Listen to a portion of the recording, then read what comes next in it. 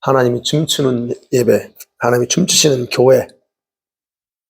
네, 제가 한 15년 된 것 같아요. 그때 기도했던 게 하나님, 우리가 예배를 하나님이 춤을 추게 하시는 예배, 찬양할 때도 그럼. 여러분, 하나님 춤추신다는 거 이해가 되세요? 하나님 춤추셔요. 네, 어떻게 추는 줄 아세요? 그분은 보좌에 앉아 계시잖아요. 우리 같이 하지 않을까요? 춤추면서 제가 얘기했죠. 네. 아, 얘기했어요? 네. 옛날에 이렇게 주님 그 보좌에서 네, 신나시면 발을 흔드세요. 춤을 춰요. 그거를 제가 그래서 잊어버렸어. 잊어버렸다가 어젠가 예, 그게 딱 내가 주님 앞에 그렇지 하나님 앞에 늘 강조했던 거 신령과 진정, 단순히 신령과 진정이 어떤 거예요?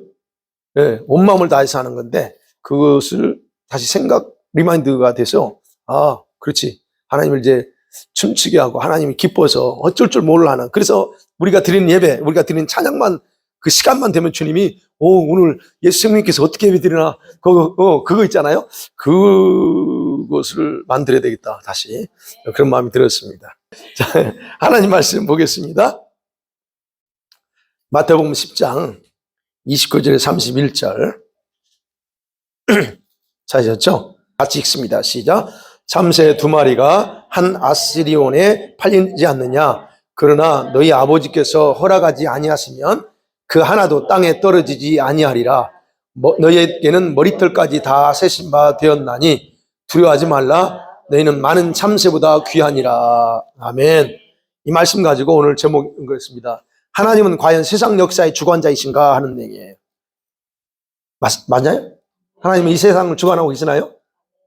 하나님이 그 주권, 오늘 본문의 말씀이 그러죠. 참새 2마리가 한 아산의 한 동전에 팔리는 것도 하나님이 허락하지 않으면 안 된다는 거예요.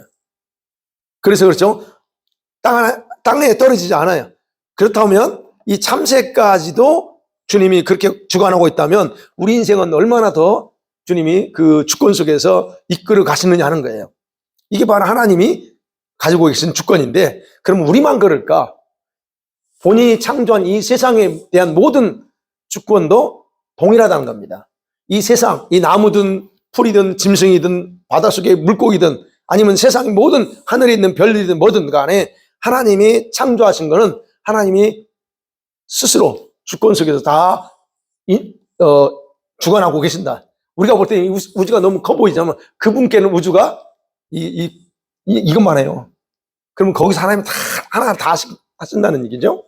자, 그런 면에서 지금 세상 돌아가는 역사, 이 과정을 보면서 과연 하나님이 그런 일을 하고 계신가 하는 거예요.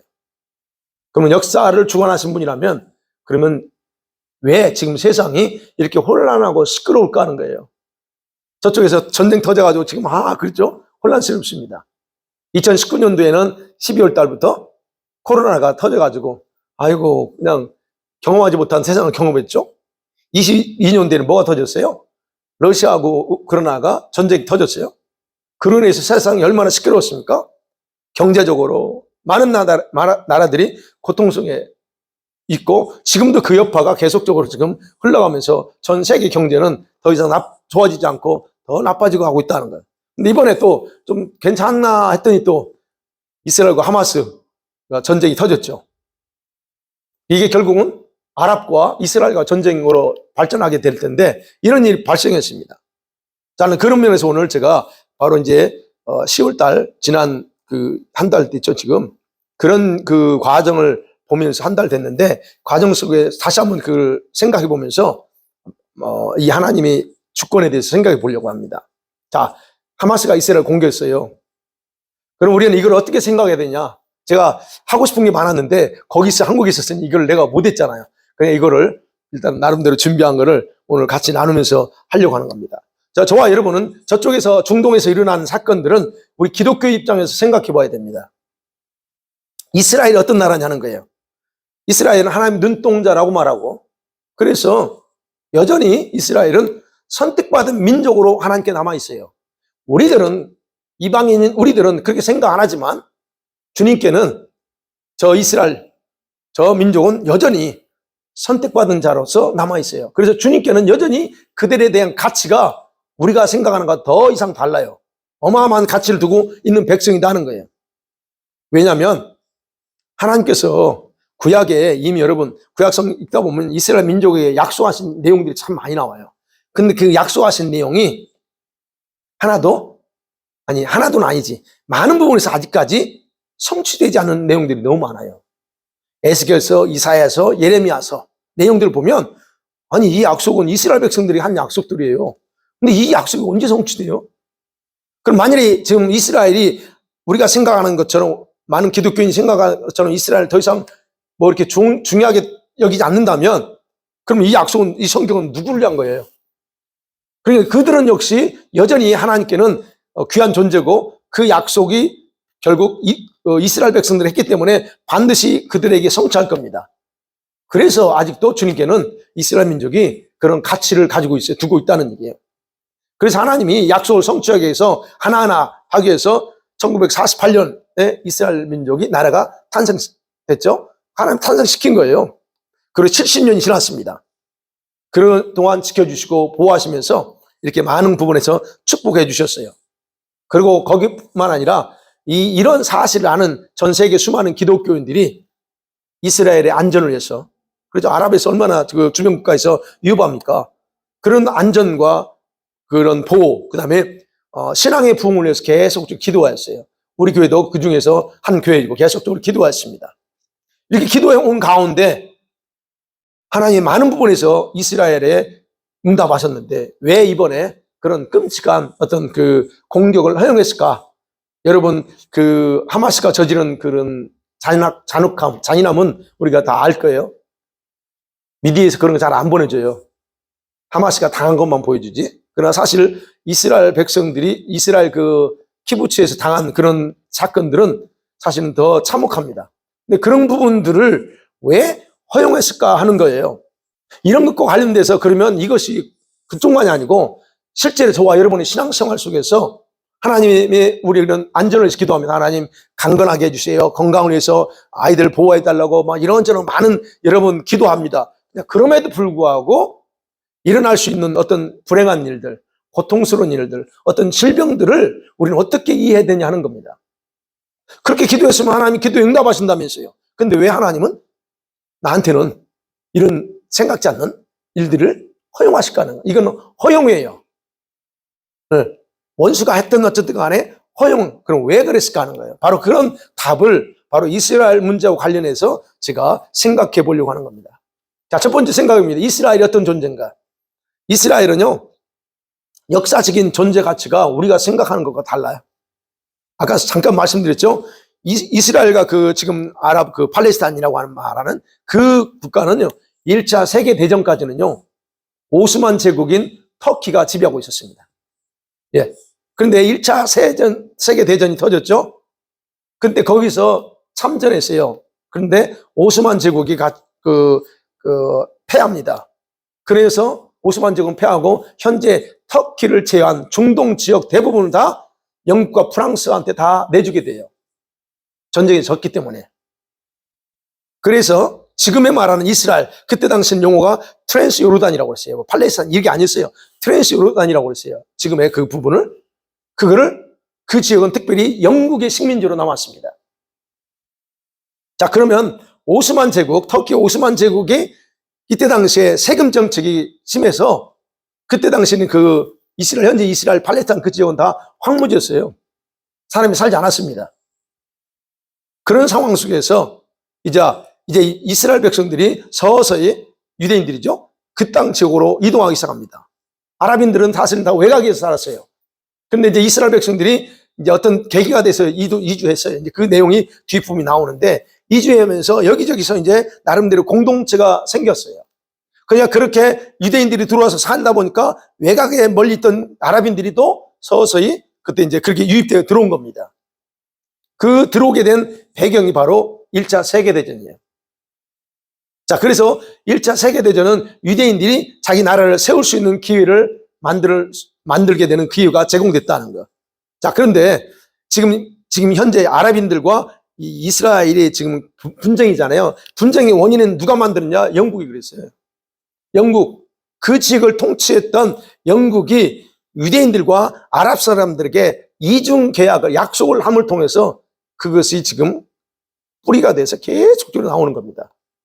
자, 영국이 1차 세계대전이죠. 그래서 이거 약속에 아랍 사람한테 1915년에 여러분 샤리프 후세인이라고 하는 어떤 리더죠. 그 아랍 사람 중에 리더한테 이렇게 얘기해요.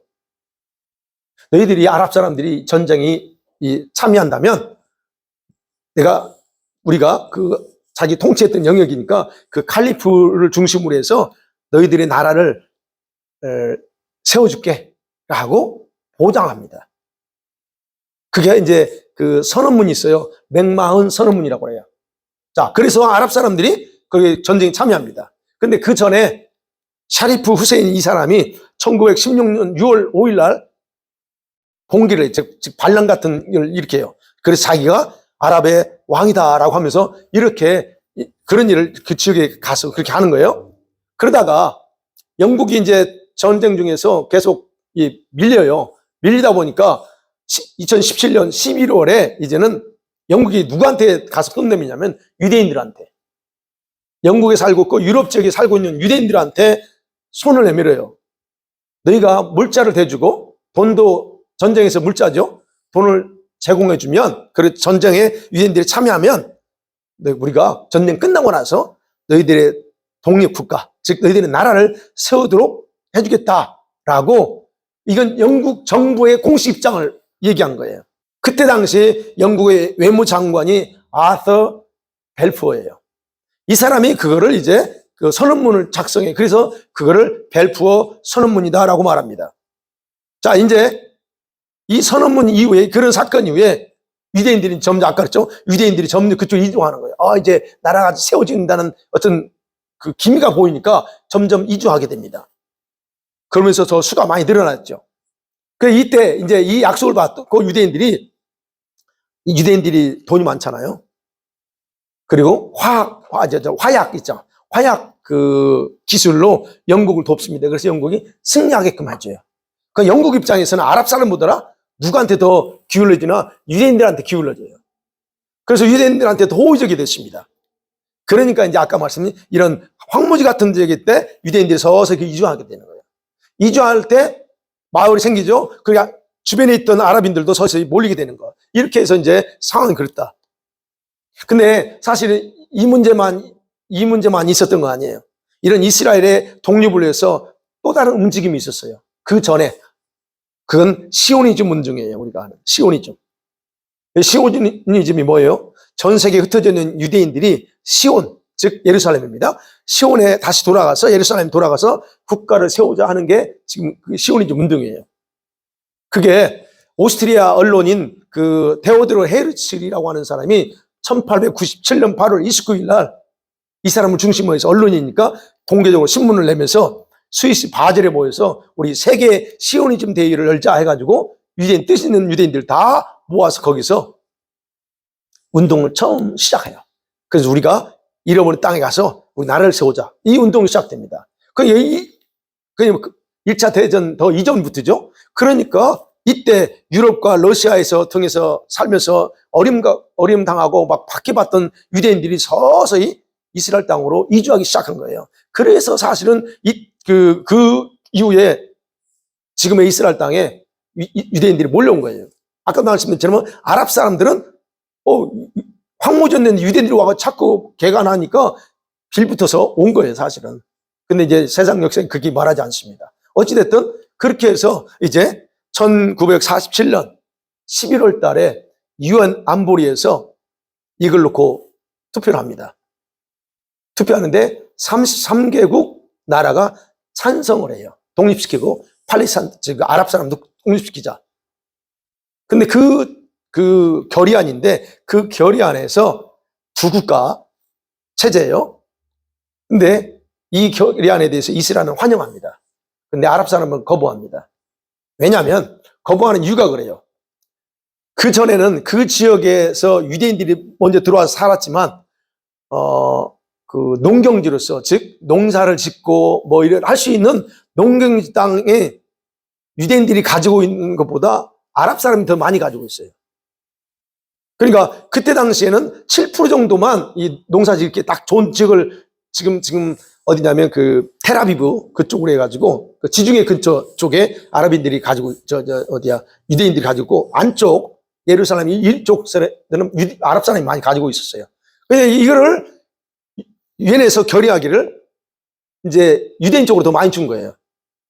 한 7%였는데 그 결의안을 작성해서 해놓은 걸 보니까 50%를 더 유대인들한테 좋은 농경지를 유대인들이 넘기는 거예요. 근데 유엔에서는 그걸 딱 결의했어. 근데 아랍 사람들은 그걸 받아들일 수 없었다는 거예요. 왜? 불공평하다는 거죠. 그래서 불만이 많았었는데 이제 영국이 그 지역에서 철수를 합니다. 언제 철수하냐면 48년도 5월 13일인가 철수를 해요. 그러자 이제 벤구리온 중심으로 해서 여러분 5월 14일 날 텔아비브에서 공화국을 그 선언문 낭독하는 거예요. 그러면서 그 나라가 이 민족이 새롭게 탄생하는 겁니다. 물론 아랍권 세력들은 반대했죠. 네. 그래서 이에 반대한 이집트와 그 외 주변 아랍 국가들은 이틀 후에 16일 날 이스라엘 공격해요.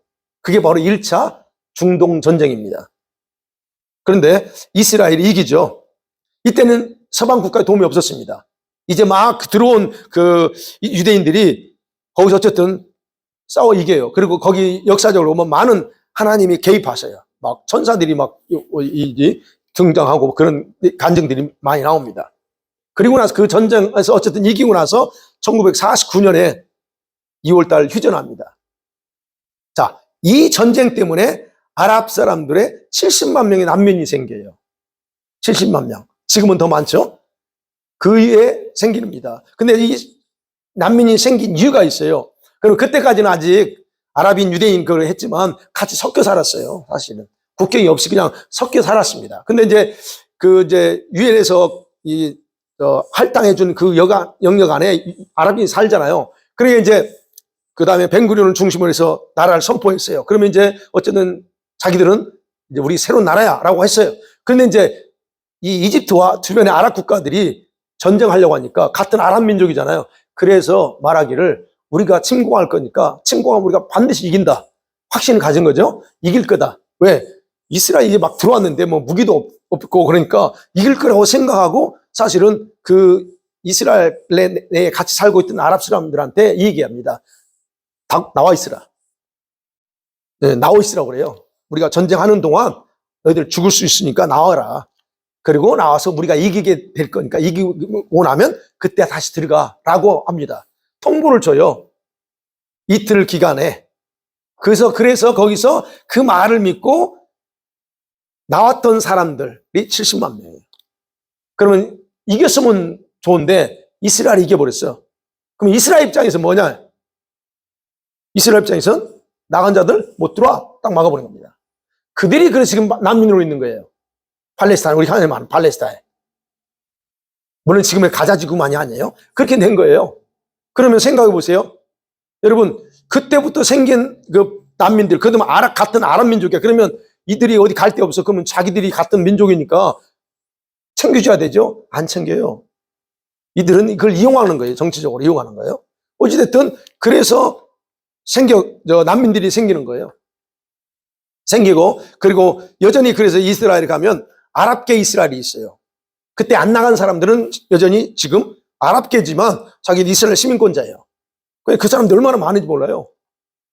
그래서 아랍 정당도 있어요. 그 이스라엘에 그 보면. 어찌됐든 그래서 난민이 생겼다. 그 다음에 1967년 그 유명한 6.1 전쟁 있죠. 이게 이제 3차 중동 전쟁입니다. 이건 중요하기 때문에 그때 이스라엘의 이 전쟁을 통해 동예루살렘과 그 다음에 골란 공원을 점령하죠. 그들이 쳐들어왔지만 이스라엘 뺏었어요. 이겼어. 안 돌려주는 거죠. 왜 돌려줘? 그러니까 지금 오바마가 계속 67년도로 이전으로 돌아가라. 자꾸 그 문제 해결하려면 67년 이전으로 돌아가면 돼. 그럼 뭐예요? 지금 동예루살렘에 골라온 걸 다 돌려주라는 얘기예요. 이거 이스라엘은 안 하지. 내가 침공한 게 아니고 니들이 침공했어. 그리고 저놓고 와서 이제 뭘로 어쩌고 이러는 거예요.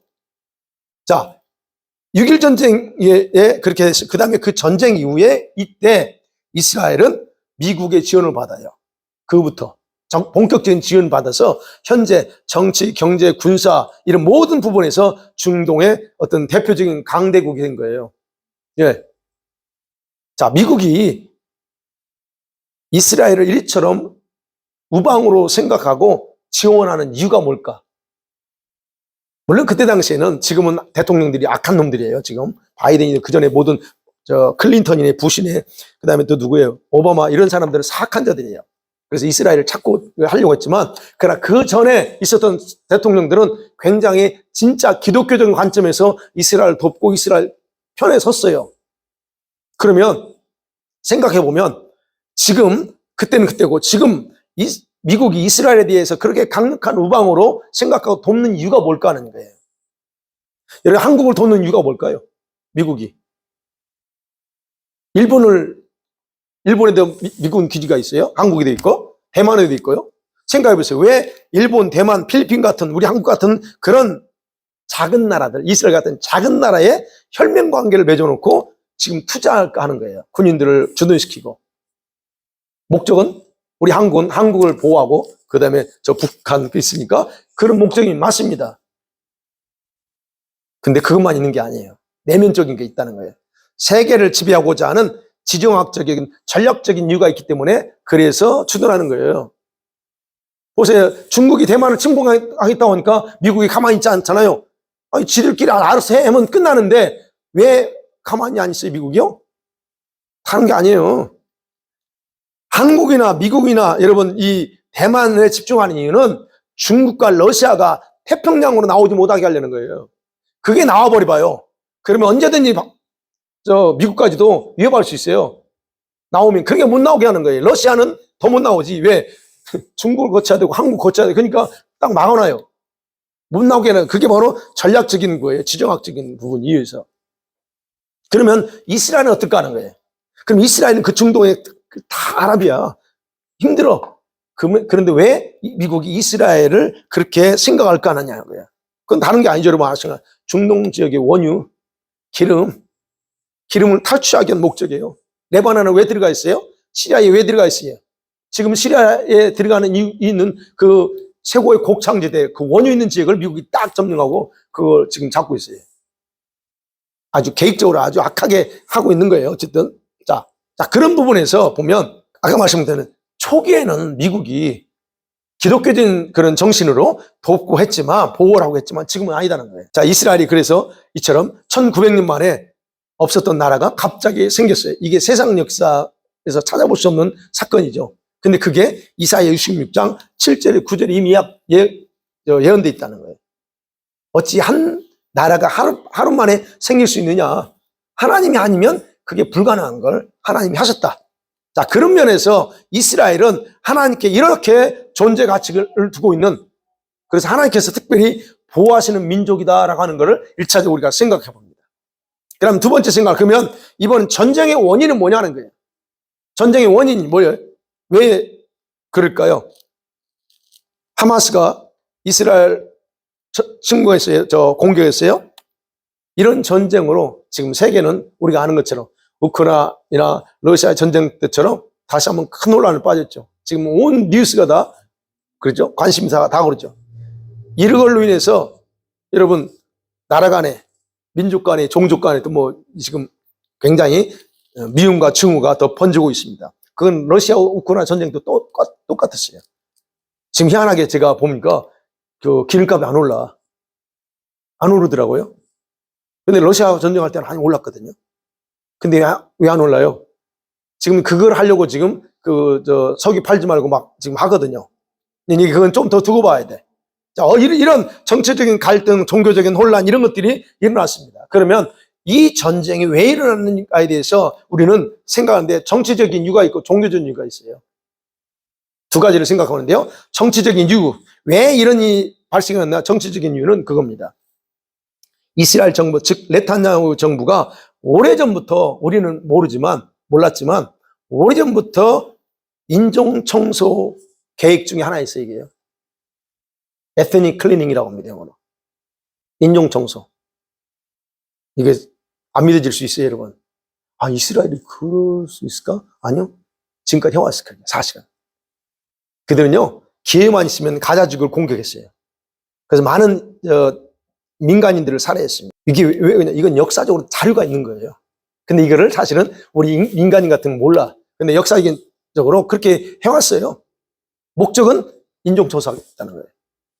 물론 그렇게 또 하마스라는 이런 정당 중에 하나요. 이놈들이 계속 공격하니까 뭐 그런 빌미는 하지만 계속적으로 그렇게 이스라엘에서는 했습니다.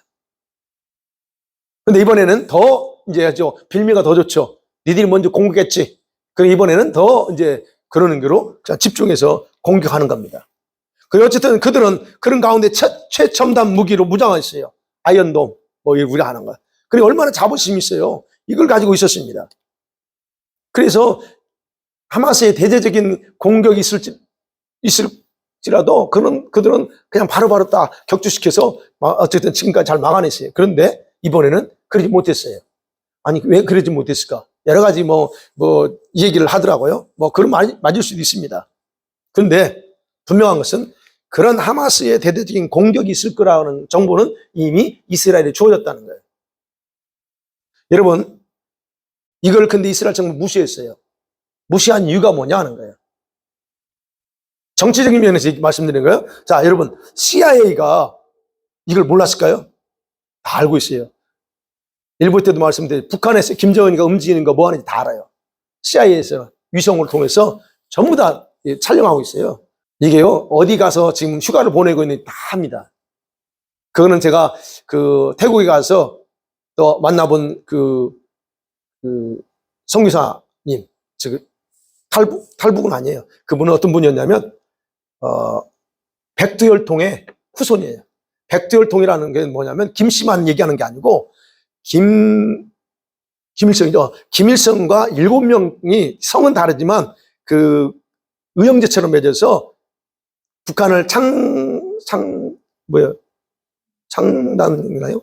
창설한 그 멤버들을 후손을 백두혈통이야. 근데 그 중에 그 한 사람의 아들이, 그런 사람들은 북한에서 고위 쪽에 속해요. 근데 보위 쪽에 속하는데 그분이 태국에 나왔는데 이런 선교사들이 자꾸 탈북자 도와서 막 보내니까 이 선교사들 잡으려고 나왔어요. 그래서 태국 어디에 누가 있다나 다 알고, 북한에서 다 알고 있어요, 정보를. 그분 만나서 얘기해 보니까 그래. 자기는 사실 어느 소속이었고 딱 얘기해 주더라고요. 근데 그분이 하는 얘기예요. 그분이 하는 얘기가 다 안 돼요. 선교사들이 누가 와서 하는지 다 안 돼. 정보를 다 안 돼요. 그 연락처까지 알아. 네. 근데 이제 이분이 그거를 이제 한 여자 선교사님이 지금 현재 와이프예요.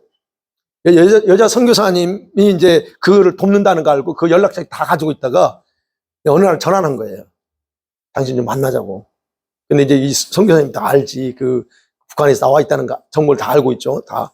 그런데 왜 만나냐고.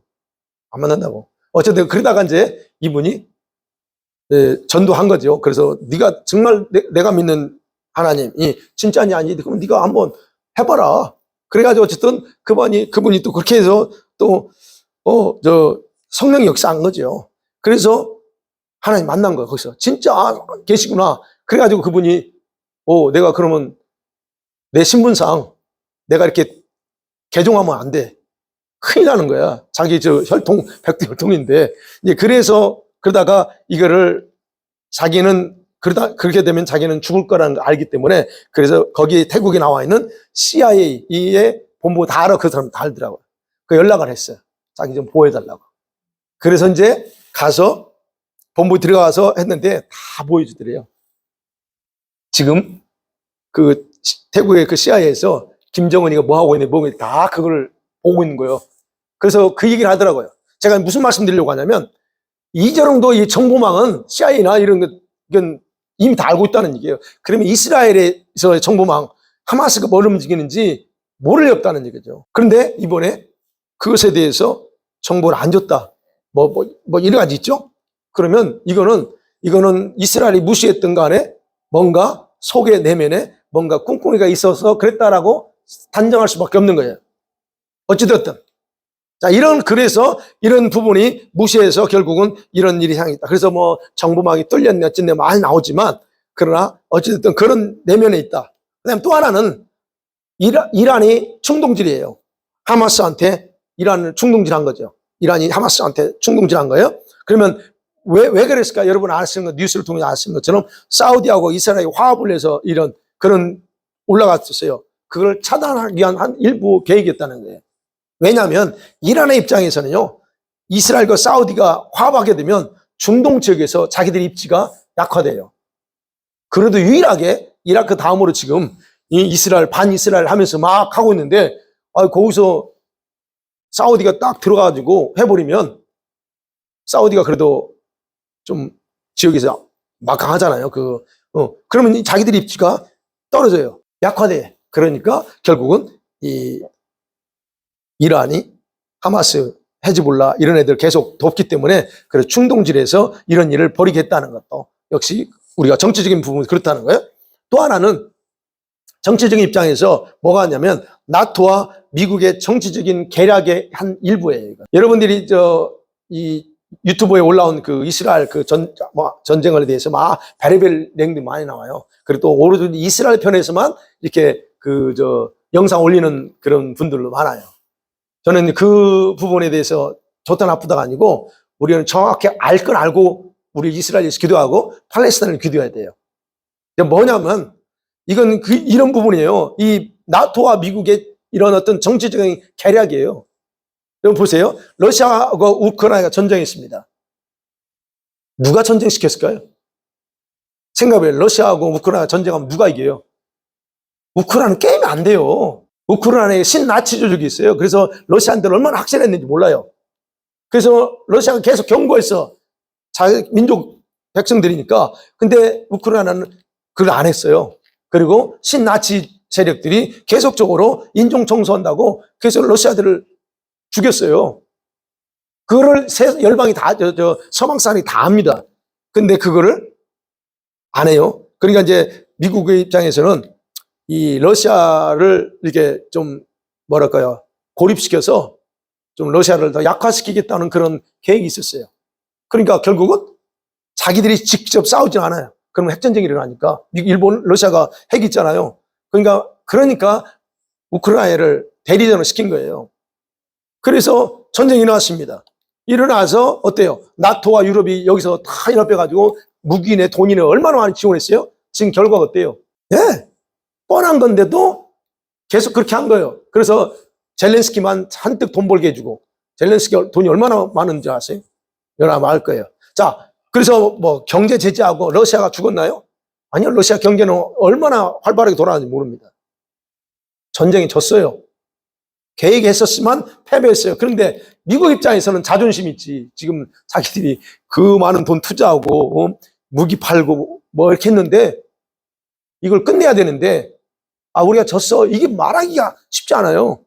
그리고 또 우크라이나한테 우리가 걱정하지만 돈 대주고 우리가 해줄게 해서 우크라이나는 했는데 이게 지금 방법이 없어. 그러니까 끝낼 방법이 없는데 어떻게 해요? 눈을 다른 데 돌려야죠. 미끼가 필요했던 거예요. 바로 이런 계획에, 미국의 사악한 계획이죠. 이런 계획에 절대적인 우방인 이 이스라엘의 네타냐후가 동조한 겁니다. 그래서 대리전쟁하고 있는 거예요, 지금. 지금 시리아에 미군 기지가 있는데 거기를 공격하잖아요. 아까 말씀드렸죠. 시리아에 왜 미군이 거기 있어요? 있을 리가 없거든요. 근데 트럼프는 철수하겠다고 했는데 바뀌면서 못했죠. 이런 일 뭐냐? 아니, 거기 있는 거 다 뺏어오려고 그런 거거든요. 자기 마음대로 안 되니까. 어찌됐든. 자, 그러면 이 네타냐후가 지금 대리전쟁을 치르고 있는 거예요. 그래서 지금 보세요. 우크라이나와 러시아 전쟁 누가 관심 가져요, 좀? 안 가져요, 그거. 뻔한 거 아니까. 졌어, 이미. 그건 해봐도 뭐 아무 적이 없어요. 그래서 지금은 모든 사람이 다 저쪽만 관심을 두죠. 바로 이게 미국의 사악한 방법 중에 하나예요. 어찌됐든 그러면 이스라엘 입장에서는 이스라엘 입장의 정치적인 부분이에요. 하마스 전멸이라고 하는 그런 이름으로 지금 계속 공격해야 되고 있습니다. 지상전까지 지금 하고 있어요. 근데 문제는 도를 넘고 있다는 거예요. 도를 넘었어. 물론 그들이 하마스 테러리스트들이 키부츠의 민간인 있는 나라에 저지른 그런 악한 것들을 그걸 잘했다는 차원이 아니에요.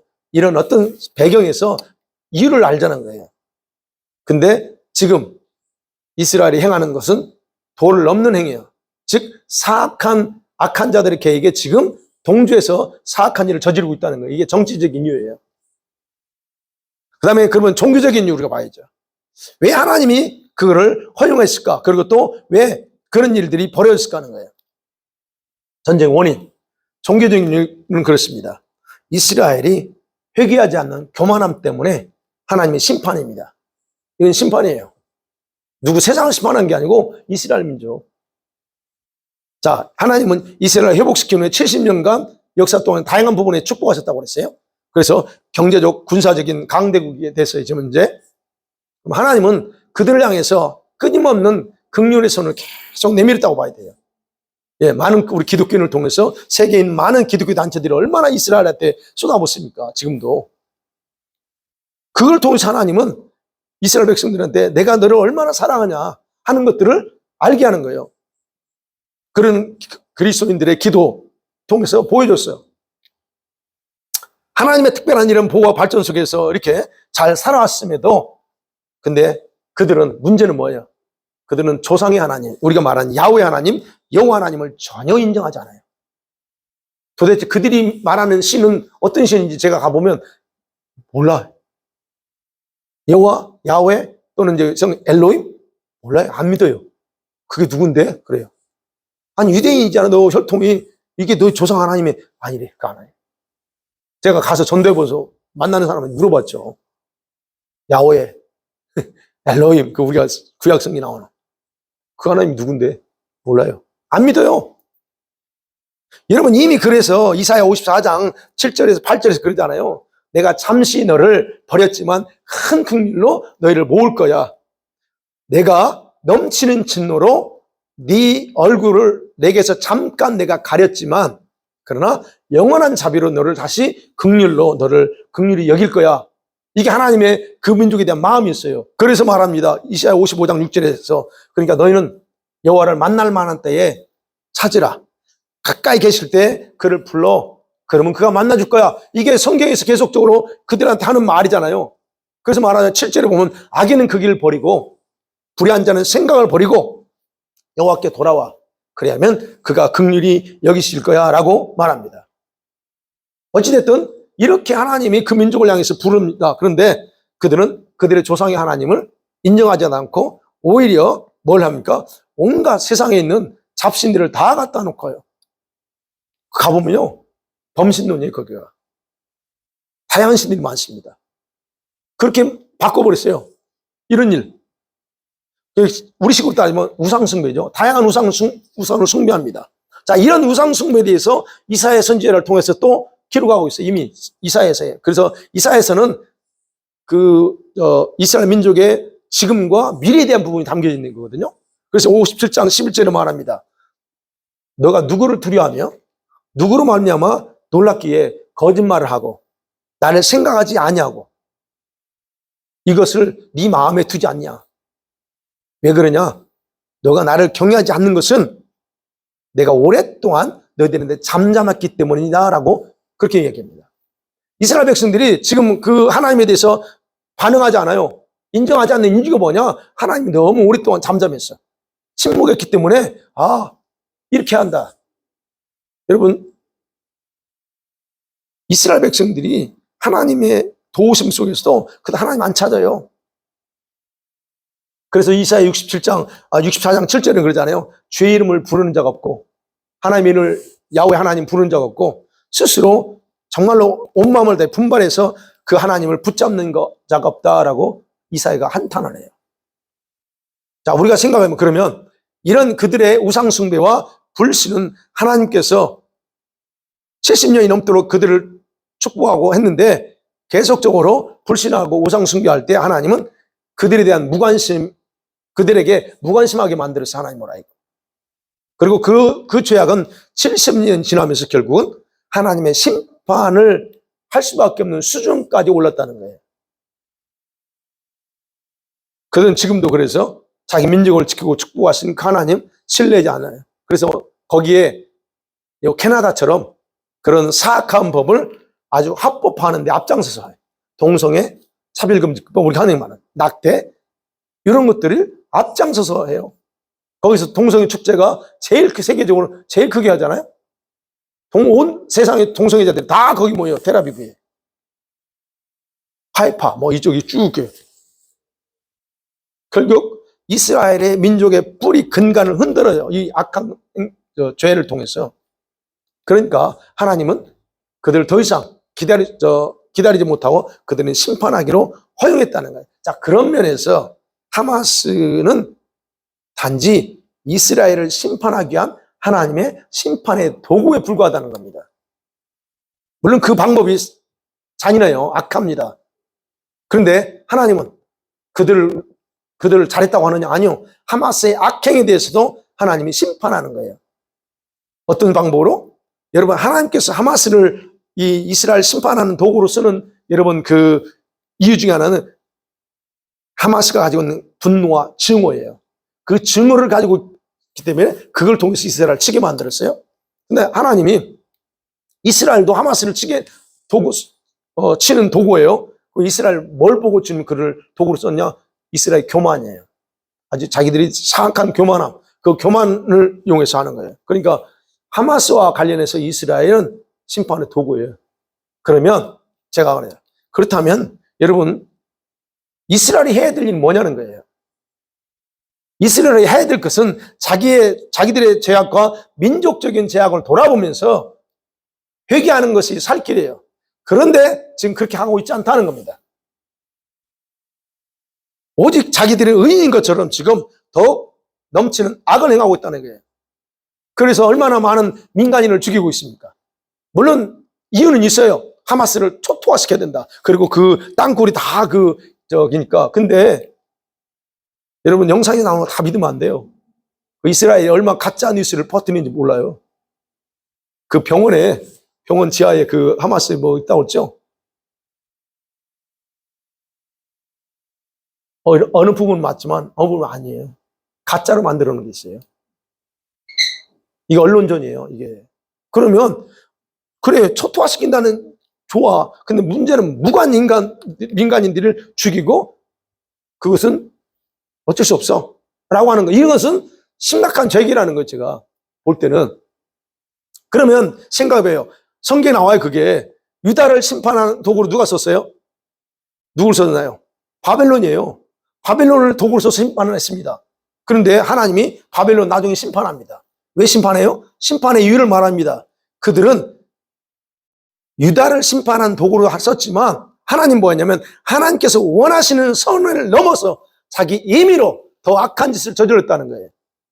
내가 원하는 건 이 선이었는데 이들은 더 넘어서 자기들 마음대로 자기들이 완전히 그 강한 힘을 가지고 있기 때문에 그 권력을 자랑하면서 악한 짓을 저질렀기 때문에 하나님이 그들도 심판해 나중에. 지금 이스라엘이 그 짓을 하고 있다는 겁니다. 그러니까 하나님이 지금 저는 이스라엘 행위를 보면 저거 하나님 앞에 큰 심판받는데 저거 큰일 나는데 이게 제가 마음이 그런 생각이 드는 거예요. 자, 그래서 이 부분에 대해서는 우리가 정확하게 알고 기도해야 됩니다. 자, 마지막 그러면 우리가 이제 생각합니다. 왜 하나님은 전쟁을 허용하셨을까?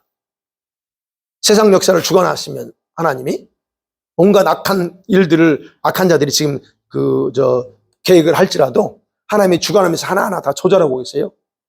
지금 악한 자들이 얼마나 손이 근질근질한지 아세요?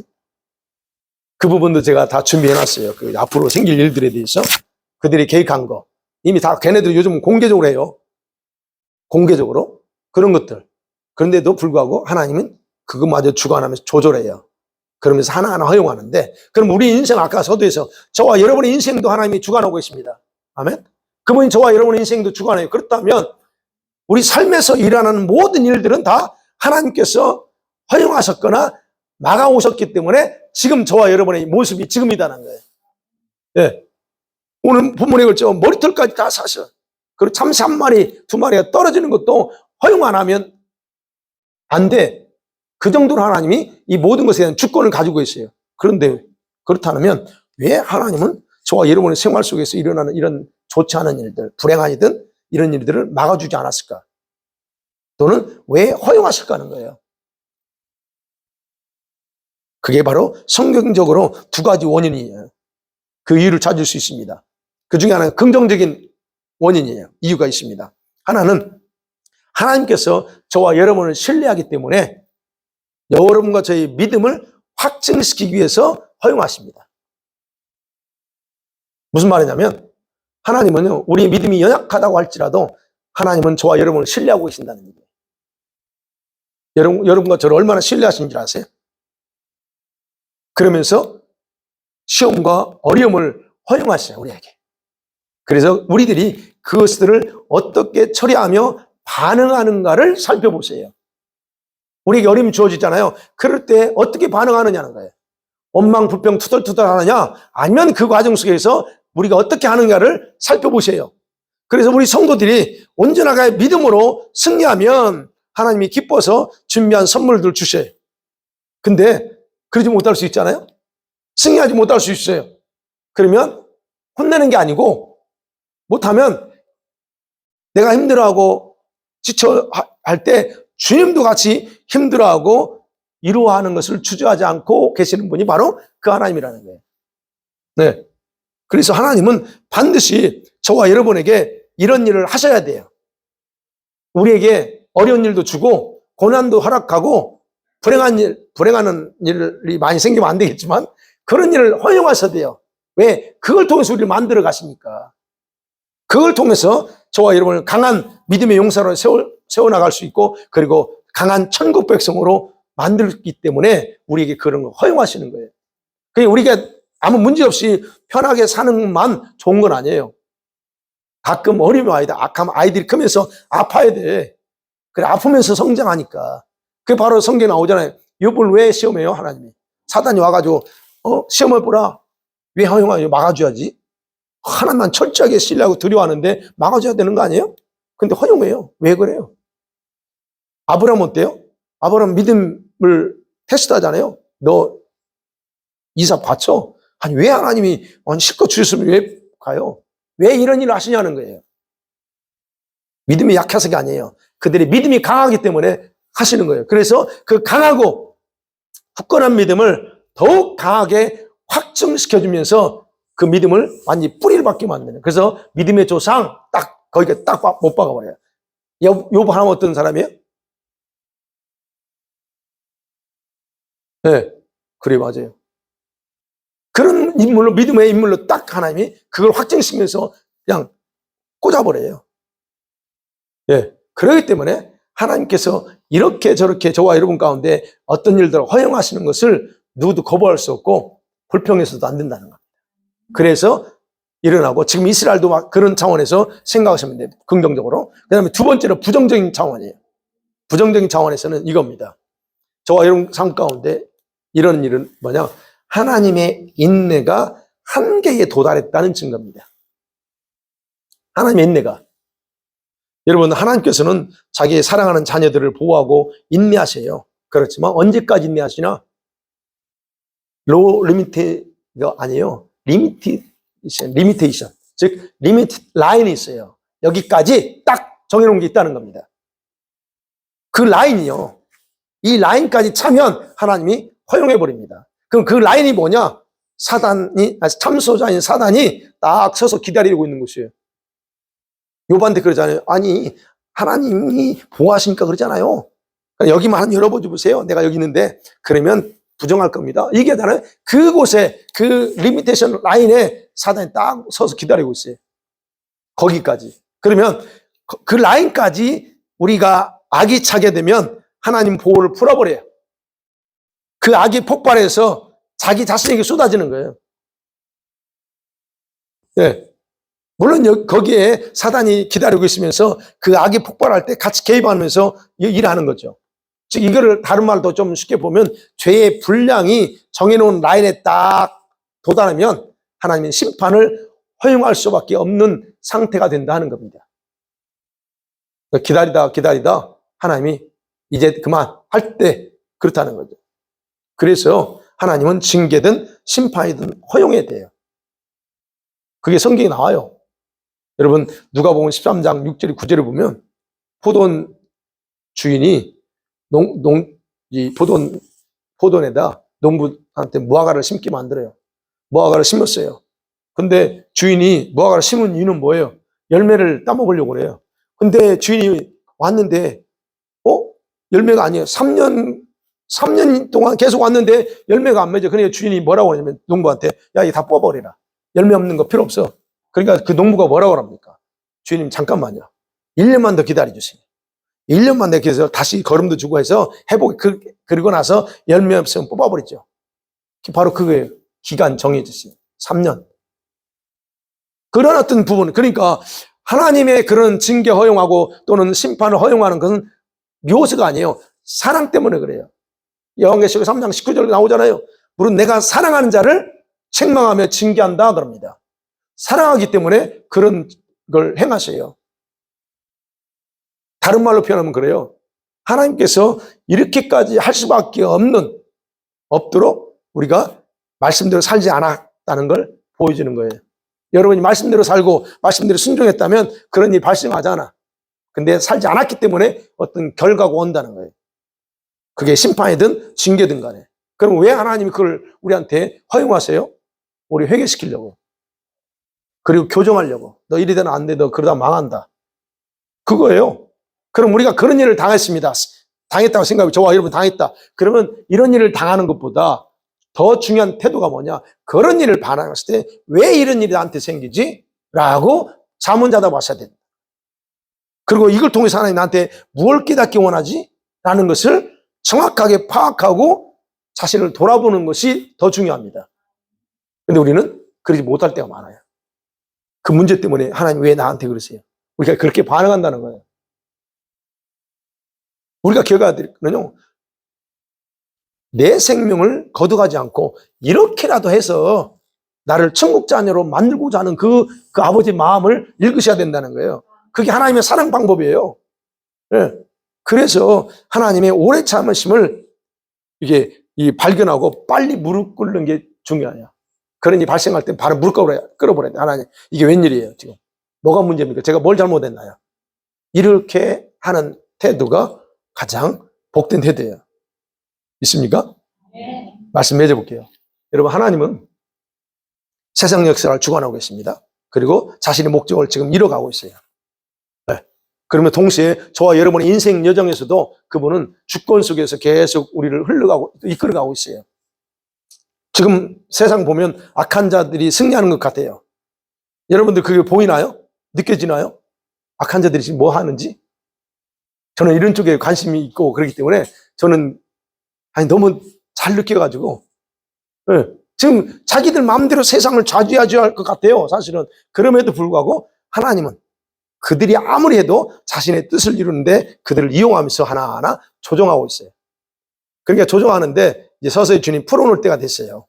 24년도에 그래서 제가 걱정하는 거예요. 자, 그러면 그렇다면 저와 여러분이 해야 될 일이 뭐냐는 거예요. 우리 삶 가운데 그런 주님이 그렇게 하신다면 우리는 다른 게 없어요. 주님의 긍휼을 구하고 하나님의 뜻이 여러분과 나의 삶에서 정확하게 성취되도록 내가 지혜롭게 반응하고 그리고 준비되도록 주님 도움을 요청하는 겁니다. 막연하게 사는 게 아니고 주님 이걸 통해서 내가 뭘 준비해야 되죠? 물어야 돼요. 도움을 요청해야 된다는 겁니다. 그리고 한 가지 더 생각해야 될 게 뭐냐면 저와 여러분이 만일에 특별한 죄가 없어 내가 아무리 생각해도 잘못한 게 없어. 그럼에도 불구하고 여러분에게 영적인 묶임이 있거나 막힘이 있어요. 아무리 기도해도 우리는 기도하니까 기도하는데 왜 어딘가 이렇게 힘들어 뭔가. 그렇다면 여러분은 뭘 해야 되냐면 과거의 것들을 해결하지 않은 가운데 살았기 때문에 그런 결과가 오는 거예요. 네. 그래서 현재의 문제는 과거에 묵하는 것이 아니라 그 문제의 원인으로 남아있는 게 뭐냐? 현재가 아니라 과거의 것이라는 거예요. 그러려고 하면 어떻게 우리는 과거로 돌아가야 돼요. 과거로 돌아가서 원인을 찾아야 됩니다. 이게 뭐가 문제지? 예. 원인이야 우리가 있겠죠. 철저하게 그래서 내가 내 삶을 돌아보고 말씀대로 순종하자며 살았던 거, 알면서도 게으르고 나태하게 살았던 모든 것, 주님의 뜻대로 살지 않고 반대로 살았던 거, 이 모든 걸 철저하게 회개해야 됩니다. 그래 영적인 모든 문제가 풀어지요. 어찌됐든 여러분, 우리는 하나님의 은혜와 도움이 지금까지 만일 없었다. 그렇다면 우리는 지금 어떻게 될지 몰라. 그런데 지금 우리가 잘 하고 있고 나름대로 하고 있는 것은 그 없었던 게 아니라 계속적으로 하나님의 은혜와 긍휼이 멈추지 않고 흘러왔기 때문에 지금 우리가 이 정도로 삶을 살아갈 수 있었다는 거예요. 그러면 이 정도의 어려움으로 마무리되고 있는 것을 오히려 감사해야 돼요. 하나님 이 정도로 내 남편, 그 골치적인 남편을 막아주는 거, 아이들을 막아주고 이 모든 것이 하나님이 은혜가 흘러가기 때문이라는 걸 감사해야 된다는 거예요. 그리고 여러분이 현재 충실하게 헌신합니다. 너무 감사해요. 신실하고 충성스럽게 하고 울부짖고 기도 생활하는 거, 이것은 현재를 위한 게 아닙니다. 여러분 미래를 위한 거예요. 그거. 그 여러분의 미래가 어떻게 될까? 지금 보면 미래가 보여요. 왜? 여러분의 그 모습이 미래를 결정하는 거니까. 네. 그러니까 저는 그런 면에서 아이고 우리 교회 성도들 참 복받았다. 또 그리고 그러면 우리 교회가 특별한 교회구나. 내가 이번에 일부 했던 말씀이 가서 보니까 우리 교회 보통 교회가 아니에요. 네. 야, 하나님이 진짜 우리 같은 사람, 그래서 그것도 여기저기서 뽑아와가지고 하나님이 나는 너무 좀 쓰고 싶어. 그러니까 와서 기도하고 예배해. 그러면서 회복하라고 하는 이게 그냥 확 들어오는데 아이고 감사합니다. 그럴 수밖에 없어요, 제가. 그러니까 그러잖아요. 주님은 얼마든지 길거리에 돌들을 통해서 떡을 만들 수 있는 분이고 말라 비틀어진 나무에도 생명을 넣어서 그냥 싹이 나게 만들 수 있는 분이잖아요. 그런 능력 있는 분이 아니 저같이 무능한 사람들 딱 꼽아가지고 내가 너 좀 써야 되겠어 라고 모아놨으니 얼마나 감사해요.